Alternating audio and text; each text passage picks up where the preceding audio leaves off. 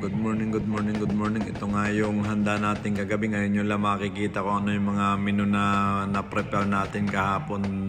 Noche Buena. Napakadami talagang prepare natin para sa mga duty. Yan. Napakapalad natin at open tayo sa management kung ano yung request natin talagang na-approve. Yan, nakikita nyo guys. So, yan po pinakuluan natin talagang napakadami.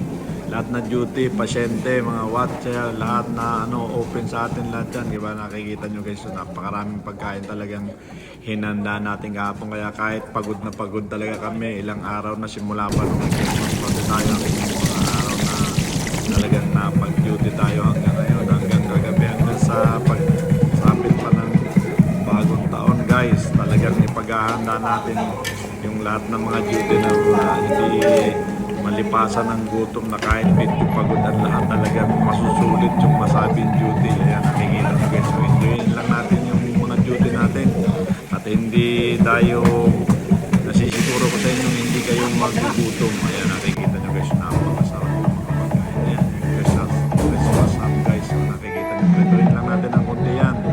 Tapos huwag natin palangoyin ng todo sa sasa kasi medyo matamis talaga yung sauce niya. Titimplan din natin para natin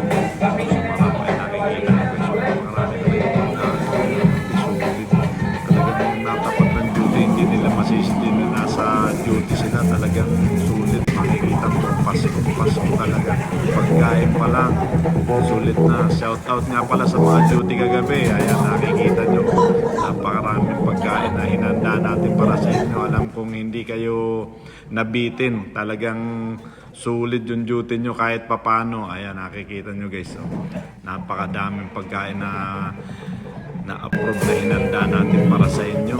Alam kong nabusog kayo. Yung mga nakatikim ng pagkain dyan, shout out sa inyo. Pa-comment naman kung talagang nagustuhan nyo yung pagkain para sa bagong taon. Mauulit natin ang lahat ng yan. Yan, mag-request lang kayo kung anong gusto nyong pagkain para sisiguruhin ko sa inyong maluluto namin ng maayos yan. Mabubusog kayo at sulit yung mga duty natin. Ayan, nakikita nyo guys. So, talagang kagandahan nito, tulong-tulong talaga kami. Yan, kumpletong-kumpleto talaga yan. Pati dessert, mga fresh fruits na yan. Talagang hindi kayo mapapaya. Mag-request lang kayo kung anong gusto nyong makakain. Lalong-lalo na sa paparating na bagong taon. May handa pa rin tayo niyan guys. Alam kong napakahirap ng trabaho at hindi natin kasama yung mga mahal natin sa buhay. Kagandahan yan guys. So kahit medyo pagod na, talagang nag-i-enjoy kami dyan guys. Talagang tulungan. Kaya dandaan lang namin sa patawa-tawa, pasayaw-sayaw, pakanta-kanta. Kahit medyo pagod, enjoyin lang natin. Lahat naman na trabaho, talagang pagod tayo guys. Kaya nakikita nyo yun. Sa kusina, nagtatawanan lang kami kahit naghahapon na kami nagtatrabaho, nagluluto. Katuwaan lang talaga dahil Pasko nga, talagang nag-i-enjoy ang lahat. Kaya may raos lang ang holiday season na ito ngayon guys. Kaya nakikita nyo sa kusina kami yan guys. So pati ito si bro, napaka-bigo pa rin kahit pagod na. Nakikita nyo guys.